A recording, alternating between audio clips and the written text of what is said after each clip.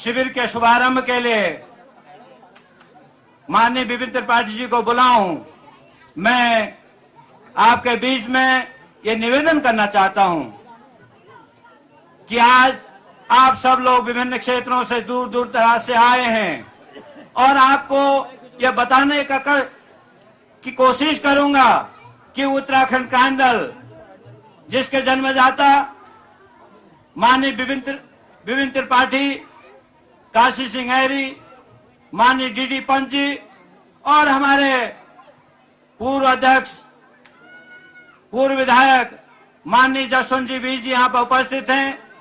आप सबकी प्रेरणा से हम लोग भी उत्तराखंड क्रांति दल में शामिल हुए।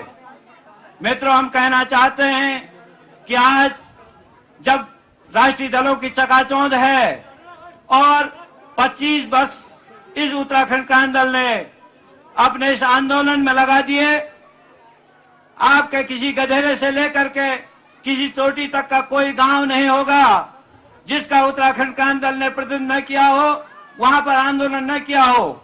मित्रों, हम कहना चाहते हैं कि आज इतनी बड़ी कुर्बानी के बाद जो राज्य मिला है, जो उत्तराखंड क्रांति दल ने जिस बीड़े को उठाया, एक समय ऐसा होता था जब माननीय जसवंत जी बीज जी इसके अध्यक्ष होते थे तो 2-4 लोग इसमें होते थे और तमाम राष्ट्रीय दल ये कहते थे कि ये पागल हैं, कभी राज्य नहीं बन सकता, यहाँ के लोग राज्य नहीं चाहते, यहाँ के लोग अगर राज्य बना देंगे तो क्या खाएंगे। स्थितियां तब राष्ट्रीय दलों की थी, लेकिन उत्तराखंड क्रांति दल ने गांव गांव जाकर के जिस अलग को जगाया, इस बात का मैसेज गांव गांव तक पहुंचाया कि अगर राज्य बनेगा तो उत्तराखंड खुशहाल होगा।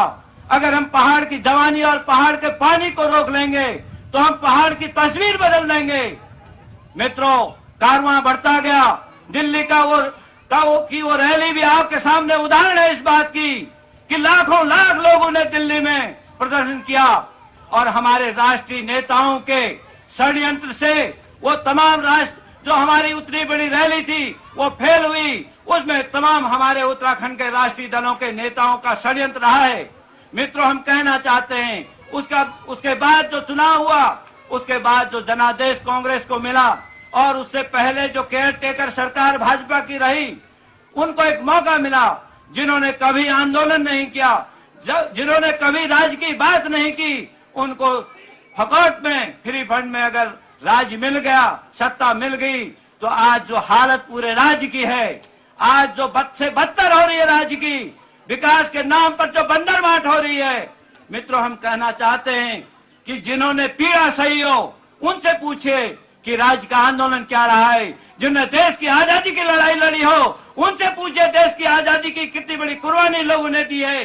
जिन्होंने ऊपर ही ऊपर मलाई खाने का काम किया है, उनको न इस समाज की पीड़ा है न इस प्रदेश की पीड़ा है। मित्रों, हम कहना चाहते हैं कि 25 साल के अंतराल में उत्तराखंड क्रांति दल ने तमाम उतार चढ़ाव देखे हैं। हमारे तमाम मित्र इससे जुड़े हैं, कई लोग इसे गए हैं। हम कहना चाहते हैं कि जो अपने दल का नहीं हो सकता वो आपका भी नहीं हो सकता, वो किसी सत्ता का भी नहीं हो सकता, समाज का भी नहीं हो सकता है। जो दल छोड़कर जाने की बात करते हैं, हमारे तमाम मित्र आज भी हैं, हम उनका स्वागत करते हैं, हमारे पुराने साथी भी हैं। आप आइए, हम संगठित होकर इस आंदोलन को लड़ेंगे। आज जो राज्य की हालत है, आज राजधानी की मांग को लेकर के हमने उत्तराखंड क्रांति दल ने सन 1980 में ब्लूप्रिंट तैयार किया था। सारे उसमें वैज्ञानिकों से लेकर के, आपके भूगर्भवेताओं से लेकर के, यहाँ के जिलाधिकारी कमिश्नर से लेकर के आपके गैरसैंण की जमीन को चयन किया गया जिसमें 9 लाख रुपया खर्च हुआ।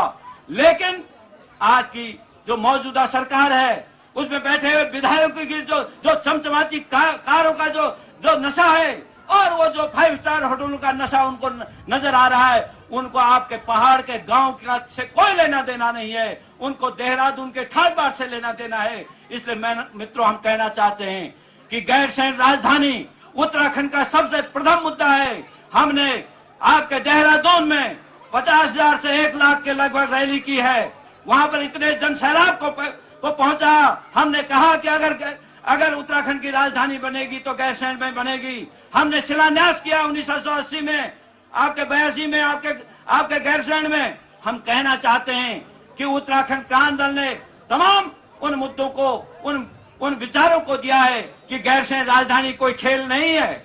हमने उस मुद्दे को ऐसे नहीं रखा है। हम कहना चाहते हैं इस मंच के माध्यम से, केवल उत्तराखंड क्रांति दल है जिसने कुमाऊं और गढ़वाल के लोगों को जोड़ने का प्रयास किया है, जिसने कहा कि हम भाई हैं, हम आपस में मिलकर रहेंगे, हम इस प्रदेश का विकास करेंगे।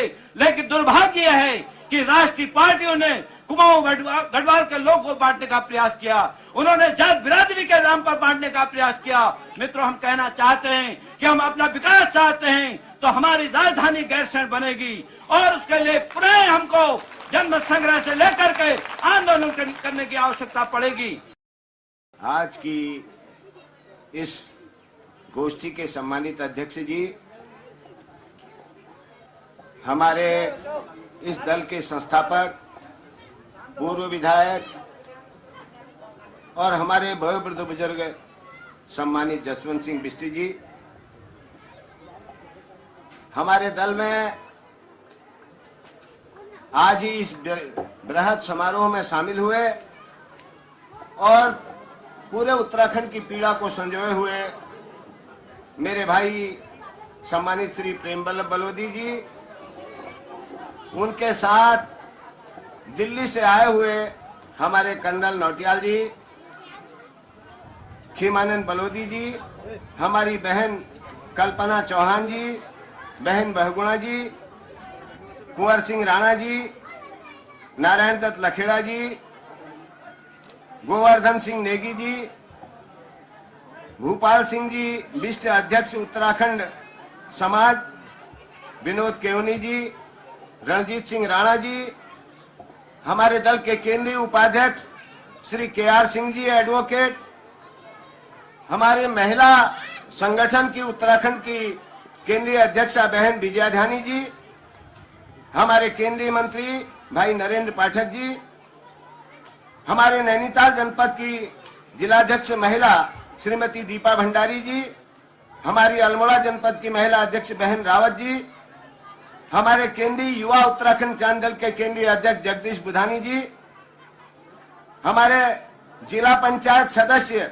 द्वाराहाट श्री कैलाश भट्ट जी, जिला पंचायत सदस्य चौखुटिया राजेश चौधरी जी, जिला पंचायत सदस्य मासी बहन बसंती देवी जी, हमारे जिला युवक समिति के अध्यक्ष मनोज अधिकारी जी, जिलाध्यक्ष नैनीताल भाई भुवन जोशी जी, हमारे युवक समिति के चौखुटिया ब्लॉक इकाई के अध्यक्ष श्री बीरेन्द्र सिंह बिष्ट जी, हमारे केंद्रीय सचिव भाई पान सिंह रावत जी, हमारी बहन चंपा जोशी जी, हमारे रामनगर से, खटीमा से, टनकपुर से, हल्द्वानी से, अल्मोड़ा, विभिन्न जनपद के विभिन्न क्षेत्रों से आए हुए पार्टी के सभी सम्मानित के लिए लगातार कई दिनों से प्रयास किया है हमारे केंद्रीय महामंत्री भाई पुष्कर पाल जी, हमारे इस सभा के संचालक, हमारे जनपद के उपाध्यक्ष भाई बलवंत सिंह नेगी जी, पत्रकार US नेगी जी, हमारे अमर उजाला के यहाँ के पत्रकार जगदीश जोशी जी, दैनिक जागरण के पत्रकार चंद्रशेखर सनवाल जी।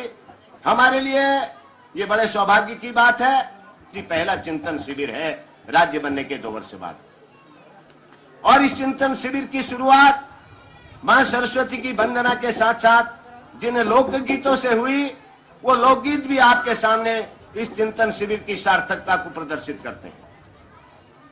जिन सांस्कृतिक कार्यक्रमों के माध्यम से भी समाज में जो बुराइयां हैं, समाज में जो शोषण की प्रक्रिया है, किस तरीके से आज शराब पूरे गांव-गांव को खा रही है, किस तरीके से शराब आज पूरे उत्तराखंड को तबाही के कागार पर लाकर खड़ा कर रही है, किस तरीके से जंगलों के विनाश से आज पर्यावरण ही नहीं बल्कि उत्तराखंड का अस्तित्व खतरे में है। ये सारी चीजें अभी हमारे सांस्कृतिक टीम के हमारे सम्मानित साथियों ने जो दिल्ली से आए हैं, उन्होंने आपके बीच में अपनी बात जो है सांस्कृतिक कार्यक्रमों के माध्यम से रखी। मैं स्वागत करता हूं श्री प्रेम बल्लभ बलोदी जी का, जिन्होंने उत्तराखंड क्रांति दल की आज इस विशाल जनसमूह के सामने सदस्यता ली है।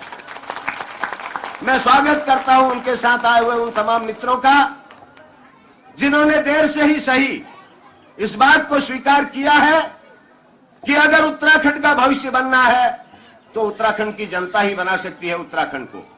अभी पिछले दिनों दिल्ली में चुनाव हुए और लगातार होते रहे हैं। जब से देश की आजादी के बाद जो पहला चुनाव हुआ, दिल्ली में भी हमारे पर्वतीय भाइयों की बहुत बड़ी संख्या है कुछ लोग कहते हैं 22 लाख हैं, कुछ लोग कहते हैं 18 लाख हैं, कुछ लोग कहते हैं 25 लाख हैं। लेकिन वो शक्ति जितनी बड़ी संख्या पहाड़ के लोगों की दिल्ली में है, चाहे वो प्रशासन का क्षेत्र हो, चाहे वो शिक्षा का क्षेत्र हो, चाहे वो राजनीति का क्षेत्र हो, कोई ऐसा क्षेत्र नहीं है हिंदुस्तान का जिसमें उत्तराखंडी न हो और उत्तराखंडी की अपनी ईमानदारी की, अपनी मेहनत की, अपनी साफगोई की पहचान न हो। लेकिन दुर्भाग्य भी हमारे साथ हमेशा बना रहता है। एक कहावत है कि अगर एक जार में केकड़ों को रख दो तो केकड़े के ऊपर ढक्कन लगाने की जरूरत नहीं है, एक केकड़े की टांग दूसरा केकड़ा खुद खींच लेता है। ठीक वही हालत पर्वतीय समाज की भी है। वो कभी संगठित नहीं हो पाया, इतिहास इस बात का साक्षी है। और जब भी कुछ लोग आगे बढ़ना चाहते हैं, दूसरा उसको पीछे खींचने की कोशिश करता है। दिल्ली के चुनाव के बारे में भी मेरी हमेशा ये राय रही है, उत्तराखंड क्रांति दल एक क्षेत्रीय दल है। 1979 में डॉक्टर डी.डी. पंत के नेतृत्व में इस दल का गठन हुआ और श्रद्धेय उत्तराखंड के गांधी, पर्वतीय गांधी बड़ुन जी के संरक्षण में और उनके मार्गदर्शन में यह दल आगे बढ़ा। 22 साल तक हमने राज्य की लड़ाई लड़ी और 1994 क्या है, वो ऐतिहासिक आंदोलन भी है जिसमें हिंदुस्तान का कोई हिस्सा ऐसा नहीं था जो इस राज्य आंदोलन से प्रभावित नहीं हुआ हो। चाहे वो बंबई का पर्वतीय समाज हो, चाहे वो गुजरात का पर्वतीय समाज हो, चाहे वो दिल्ली का पर्वतीय समाज हो, जहां जहां भी पर्वतीय निवास करता है, सारा भारत आंदोलित हुआ, पर्वतीय समाज आंदोलित हुआ। और 1994 का वो ऐतिहासिक राज्य आंदोलन भी सबके सामने है, जिसने पहली बार हिंदुस्तान की जनता को यह बताया, जिसने राष्ट्रीय दलों को यह अवगत कराया कि किराए की लाखों भीड़ इकट्ठा करके भले ही थोड़ी देर के लिए लोग राजनेता बनने का नाटक करते हो, लेकिन पहाड़ से जिस तरीके से गंगा और यमुना निकल करके सारे देश को नया जीवन देती हैं, उसी तरीके से 1994 2 अक्टूबर का वो जन सैलाब, वो जनता की गंगा जो दिल्ली की सड़कों पर जो है सैलाब के रूप में निकली थी, ये दीगर बात है कि वो आंदोलन किन कारणों से असफल हुआ। मैंने पहले ही कहा कि हमारे लोगों की सोच बहुत छोटी है। हमारे यहाँ पहाड़ी में कोनी खुटामुनी शोचानी। और पहली बार भारत के इतिहास में उत्तराखंड के लोगों का बलिदान भी, जब भी उत्तराखंड का सही इतिहास लिखा जाएगा, स्वर्णाक्षरों में लिखा जाएगा। 1962 की भारत चीन की लड़ाई रही हो, 1965 का भारत पाकिस्तान का युद्ध हो, 1971 का भारत बांग्लादेश का युद्ध हो, या मौजूदा कारगिल ऑपरेशन हो, सबसे ज्यादा जवान कटा है उत्तराखंड की धरती का कटा है। सबसे ज्यादा मां की गोद सुनी हुई है, बहन की मांग का सिंदूर पूछा है, तो उत्तराखंड की मां की गोद सुनी हुई है, बहन की मांग का सिंदूर पूछा है। आज भी सियाचिन में 18,000 की ऊंचाई पर, आज भी कश्मीर के बॉर्डर में सर्वाधिक ऊंचाई पर 15 से 20 फुट बर्फ में अगर कोई जवान देश की सीमा के लिए बंदूक ताने खड़ा है, तो वो कुमाऊं रेजिमेंट का बेटा है, गढ़वाल रेजिमेंट का बेटा है, उत्तराखंड की धरती का बेटा है। तो जिस कौम ने इस देश को सब कुछ दिया, जिस कौम ने इस देश के लिए हमेशा त्याग ही त्याग किया, वो कौम अगर अपने घर में पराई होगी और वो कौम अगर जागृत नहीं होगी, अगर वो कौम छोटे छोटे झगड़ों में लिपट करके अपने आने वाली पीढ़ी के भविष्य के बारे में नहीं सोचेगी, तो उस कौम को कोई नहीं बचा सकता, ब्रह्मा विष्णु महेश भी आके नहीं बचा सकते। 1994 के आंदोलन की याद दिलाना चाहूंगा, वो ऐतिहासिक आंदोलन 1994 का, जिसमें पहली बार 42 लोगों ने अपनी शहादतें दी, जिसमें पहली बार देश के इतिहास में हमारी 2 बहनें हंसा धनई और बेलमती चौहान भी शहीद हुई। ये त्याग और ये बलिदान के बाद ये राज्य मिला, ये किसी की कृपा से नहीं मिला, ये राष्ट्रीय दलों की कृपा से या किसी की भीख से नहीं मिला। इसके लिए पहाड़ के बेटों ने कुर्बानी दी है, अपना लहू दिया है, अपना बलिदान दिया है। और जब राज्य बना तो हमें यह उम्मीद थी कि ये राज्य यहाँ की जनता का राज्य होगा, ये राज्य यहाँ के मजलूमों का राज्य होगा, ये राज्य यहाँ के गरीबों का राज्य होगा, ये राज्य यहाँ के दलितों का, कमजोर तबकों का राज्य होगा। पहाड़ का पानी और पहाड़ की जवानी पहाड़ के काम आएगी, एक नए सवेरे की हम शुरुआत करेंगे, ये हमारी परिकल्पना थी। लेकिन जिस दिन राज्य की घोषणा हुई, उससे पहले भी आपको मालूम है, जब उत्तर प्रदेश से राज्य का विधेयक पारित होकर केंद्र सरकार को गया, उसमें 26 संशोधन कर दिए गए। और उसके बाद जब केंद्र ने उसको पारित किया, उसमें 29 संशोधन हुए। हमारा पानी 2 बोल्ड बने, गंगा बोल्ड बना और यमुना बोल्ड बना।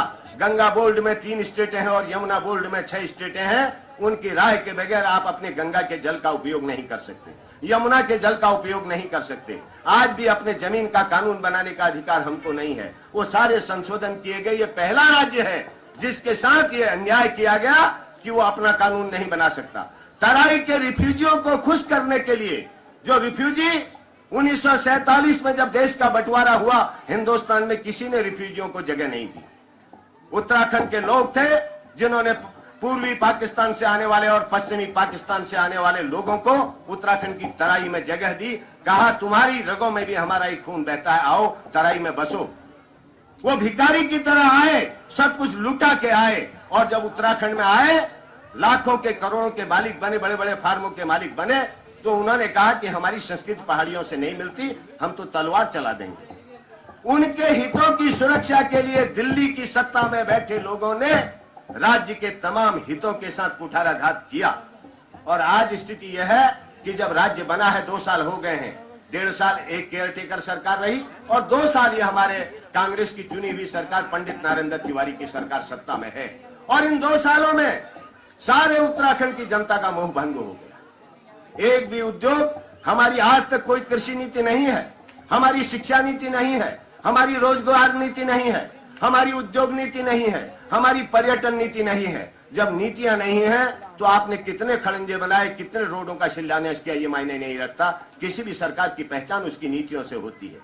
और पूरे उत्तराखंड में आक्रोश है। आक्रोश इस बात को लेकर के है कि हमने विधानसभा में कई बार इस बात को रखा, ये ठीक है पहाड़ में पर्यावरण की सुरक्षा करनी है, पेड़ बचाने हैं, लेकिन पहाड़ में अगर बड़े उद्योग नहीं लग सकते तो कुटीर उद्योगों का जाल फैलना चाहिए।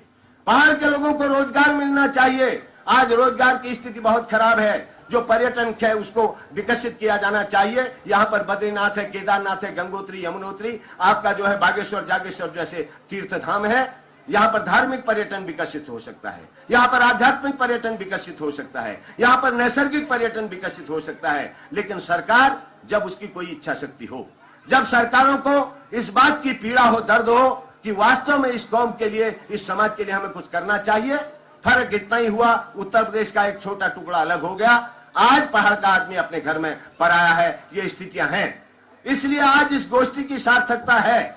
ये गोष्ठी इसलिए रखी गई है, ये चिंतन शिविर इसलिए है कि उत्तराखंडियों जागो, पहाड़ के लोगों जागो, पहाड़ वासियों जागो। अगर नहीं जागे तो इतिहास कभी आने वाली पीढ़ियां आपको और हमको क्षमा नहीं करेंगी। ये आज की इस गोष्ठी का मुद्दा है, ये आज की इस गोष्ठी का मकसद है। 22 सालों तक हमारे लोगों ने न खा करके, न पी करके, भूखे रहकर, नंगे रहकर, सड़कों पर रहकर आंदोलन किया। और पूरे उत्तराखंड की जनता के सहयोग से, चाहे हमारे दिल्ली के भाई हो, चाहे हमारे बॉम्बे के भाई हो, चाहे हिंदुस्तान के किसी भी महानगर के हमारे पर्वतीय समाज हो, सबका सहयोग रहा, राज्य बना। लेकिन इस राज्य में आज भी किसी भी क्षेत्र में देख लीजिए उत्तराखंडी का क्या भविष्य है। अभी हमारी उद्योग नीति बन रही है। पिछले दिनों 8 दिन के लिए हाउस चला और हमने कहा सरकार से कि आपकी ये उद्योग नीति व्यवहारिक नहीं है, हम इस उद्योग नीति का बहिष्कार करते हैं।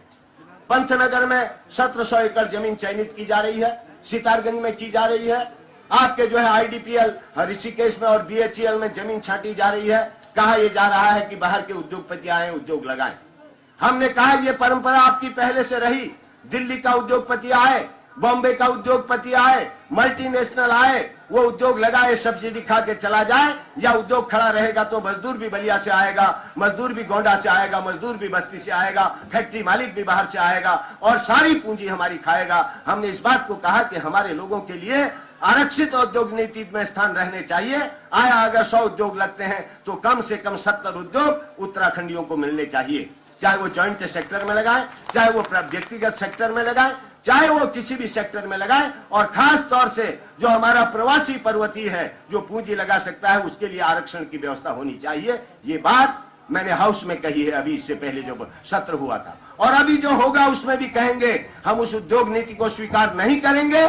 ऐसी सरकारों की जो लगातार 55 साल तक इस उत्तराखंड को लूटती रही हैं, उनकी धज्जियां उत्तराखंड की जनता उड़ाएगी, उनको पहाड़ की सरजमी पर पांव नहीं रखने देगी। यह हमारा संकल्प है। हमने इस बात को कहा है कि पहाड़ के बेटों ने इस देश के लिए अपना खून दिया है, तो पहाड़ के बेटों को इस बात का अधिकार मिलना चाहिए कि रोजगार से लेकर, पूंजी निवेश से लेकर, उद्योगों में लाभ से लेकर सारे क्षेत्र में उत्तराखंडी की हिस्सेदारी तय होनी चाहिए। उत्तराखंड के पर्यटन में उसकी हिस्सेदारी तय होनी चाहिए, उत्तराखंड की कृषि में उसकी हिस्सेदारी तय होनी चाहिए, उत्तराखंड के रोजगार में उसकी हिस्सेदारी तय होनी चाहिए, उत्तराखंड के उद्योग में उसकी हिस्सेदारी तय होनी चाहिए। अब हम क्लर्क या चपरासी बनने की बात तक इंतजार नहीं करेंगे। और इस बात को भी कहा है, कोई कौम हिंसक पैदाइशी हिंसक नहीं होती, चाहे वो नागालैंड के लोग हों, चाहे वो मिजोरम के लोग हों। अगर उन्होंने बंदूकें उठाई तो सरकारों की, केंद्र में बैठी सरकारों की अदूरदर्शी नीतियों के कारण।